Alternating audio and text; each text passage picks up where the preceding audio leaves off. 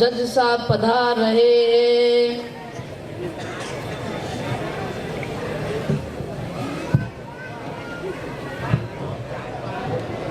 Order order, अदालत की कार्रवाई शुरू की जाए। अदालत में मौजूद तमाम अफराद को आगाह किया जाता है कि मुकदमे की कार्रवाई के दरमियान अपने अपने मोबाइल को साइलेंट मोड पर डाल दें। अगर किसी के मोबाइल की रिंग बजती है तो उसे दफ़ा 202 तौहीन अदालत के तहत उसे आज की अदालत में पेश किया जा सकता है।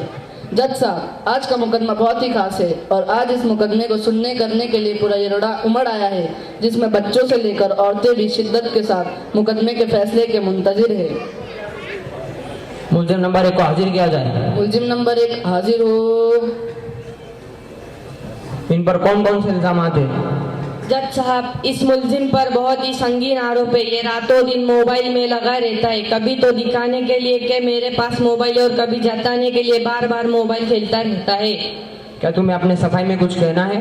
जी जज साहब, इसमें मेरा कोई कसूर नहीं। अगर मेरे वालिदैन मुझे मोबाइल नहीं दिलाते तो आज मैं इस कटघरे में खड़ा नहीं होता और मुझे रुसवाई का सामना ना करना पड़ता। अपना कसूर अपने वालिदैन पर न थोपते हुए सीधे सीधा और साफ साफ कहो।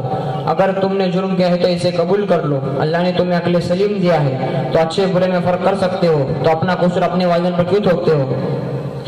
योर ऑनर, क्या मैं अपने वकील की तरफ से कुछ कह सकता हूँ? जी हाँ, इजाजत है। योर ऑनर, मैं अदालत का एहतराम करता हूँ और कानून की पासदारी मेरा ईमान है, लेकिन हम मुल्जिम को दोषी मानकर बरी हो सकते हैं, जबकि तरबियत की जिम्मेदारी वालिदैन की और माँ बाप खुद इस जिम्मेदारी में मुब्तला है। इस मोबाइल की मसरूफियत ने किस मोड़ पर ला खड़ा कर दिया ये हम सब जानते हैं। औरों से आप मुझसे बेहतर समझ सकते हैं। आपका फैसला हमें मंजूर होगा, अलबत्ता इस बात पर जरूर गौर करें। काबिल वकील के बाद काबिल गौर है। कुछ देर के लिए इस मुलजिम की कार्रवाई को रोका जाता है। ठीक है, आप बैठ जाइए। मुलजिम नंबर 2 को हाजिर किया जाए। मुलजिम नंबर 2 हाजिर हो। इस पर कौन कौन से इल्जामात हैं? जज साहब, इस मुलजिम पर भी बहुत संगीन इल्ज़ाम है। ये मुलजिम पढ़ाई और कामों में कम, मोबाइल में ज़्यादा लगा रहता है। हर वक्त इनके कानों में ईयरफोन लगा रहता है। अगर किसी से बात भी करनी हो तो ईयरफोन और ब्लूटूथ के ज़रिए ही बात होती है। दूर से देखे तो ये पागल ही नज़र आता है जो अपने आप में ही बड़बड़ाता रहता है। जज साहब, मुझे तो बेबुनियाद फंसाया जा रहा है। ऐसा तो कभी कभी मेरे दोस्त भी करते। और सरकारी वकील साहब, ये मोबाइल का ज़माना है, मोबाइल का। अच्छा, चोरी तो चोरी, ऊपर से सीना चोरी। आपका जुर्म तो नाकाबिल माफ़ी है। क्या इस मुजरिम की तरफ से पैरवी के लिए कोई वकील है? जी, सरकारी वकील करने की कोशिश तो की थी, इसलिए कि जब हमने इनसे अपने वकील के बारे में पूछा तो इन्होंने फिर से अपने कानों में ईयरफोन लगा लिए। तो शक होने लगा कि वाकई में पागल है, लेकिन कोई वकील तैयार ना हो सका। मुजरिम का जुर्म वाकई संगीन है, इस पर भी दफ़ा लगाई जाएंगी ताकि आइंदा एहतियात करें। ठीक है, आप बैठ जाइए। मुलजिम नंबर 3 को हाजिर किया जाए। मुलजिम नंबर 3 हाजिर हो। इन पर कौन कौन से इल्जामात हैं? जज साहब, ये बहुत बड़ा जुर्म का शिकार है।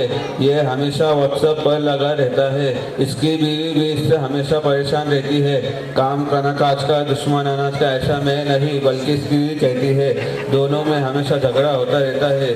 बीवी कहती रहती है कि तुमने मोबाइल की रकम मुझसे शादी क्यों की, और ये कहता है हाँ मुझसे गलती हो गई। उस वक्त नोकिया 3310 था।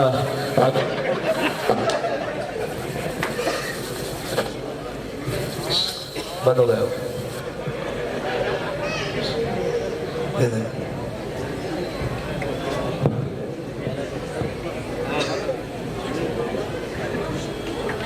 चालू चालू। अगर एंड्रॉयड फ़ोन होता था तो शायद तुमसे शादी ना करता। घर इसका घर टूट कर बिखर गया है, लेकिन इसे कुछ भी परवाह नहीं। अल्लाह अल्लाह, ये तो बहुत संगीन जुर्म है। क्या तुम्हें अपनी सफाई में कुछ कहना है? जी जज साहब, मुझे अपना जुर्म कबूल है, इसलिए मैंने अपना कोई वकील भी पेश नहीं किया।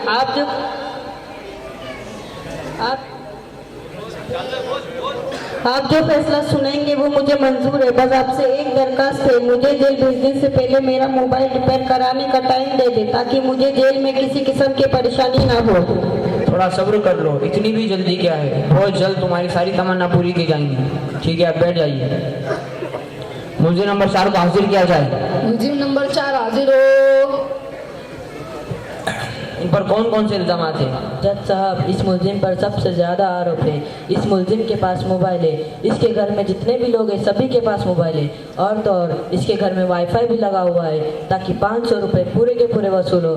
घर इसने अपने साथ साथ अपने घर वालों को भी इसका आदी बना दिया है। यहाँ तक कि घर की औरतें भी मुफ्त में मनचाहा सीरियल देखती है और बच्चे पढ़ाई छोड़कर कार्टून के दीवाने होते जा रहे हैं और नौजवान व्हाट्सएप, फेसबुक और इंस्टाग्राम पर लग रहे हैं। अगर कोई भूल से मोबाइल की नुकसानात वाली पोस्ट भी आ जाए तो ये सोचकर आगे सेंड कर देते हैं कि मुझसे ज़्यादा मेरा भाई या मेरा दोस्त मुस्तहिक है कि वो इस मोबाइल के नुकसान से बच जाए। और जज साहब, घर के बूढ़े भी किसी से कम नहीं, अपनी भोली बिसरी यादों, देखने या सुनने के बहाने पुराने गानों से लुत्फ अंदोज होते और मौका मिलता है तो पुरानी पिक्चर भी देख डालते हैं। मैं अपनी बात साबित करने के लिए इसी मुलजिम को गवाह बनाकर पेश करना चाहता हूँ। इजाज़त है। जज साहब, मेरे माँ बाप मोबाइल में इतना लगे रहते हैं कि कभी कभी तो मुझे भी शक होने लगता है कि इन्होंने मुझे भी प्ले स्टोर से डाउनलोड किया है।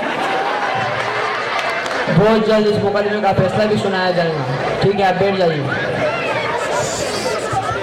मुलजिम नंबर 5 को हाजिर किया जाए। मुलजिम नंबर 5 हाजिर हो। इन पर कौन कौन से इल्जाम हैं? जज साहब, ये सेल्फी और वीडियोस का बहुत बड़ा शौकीन है। अगर कोई तकलीफ में हो तो उसकी मदद करने के बजाय उसका वीडियो बनाना शुरू कर देता है और इसी तरह हर किसी के साथ सेल्फी लेता रहता है। और यही पर बस नहीं, बल्कि वो इन वीडियोस को फेसबुक और इंस्टाग्राम पे अपलोड करके लाइक और कमेंट करने वालों को देखता रहता है और दोस्तों को बताने के लिए बेचैन रहता है कि आज इतनों ने लाइक किया और इतनों ने कमेंट किया।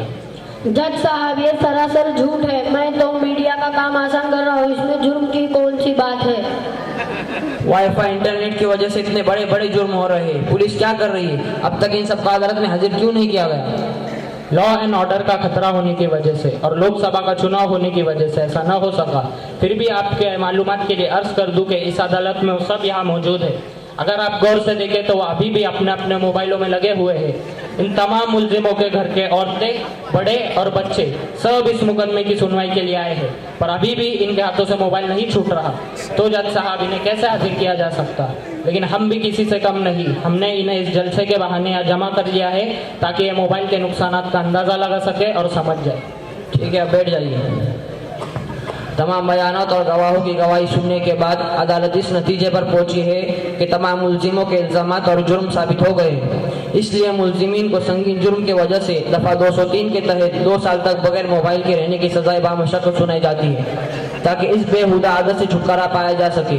और यहाँ मौजूद हर उम्र के लोगों को यह सलाह देते हैं कि मोबाइल के जिस कदर फायदे हैं उससे कहीं गुना ज़्यादा नुकसान भी है। इसलिए अदालत यह सलाह देती है कि मोबाइल से कुछ वक्त तक दूर रहकर तो देखो, सुकून ही सुकून नसीब होगा।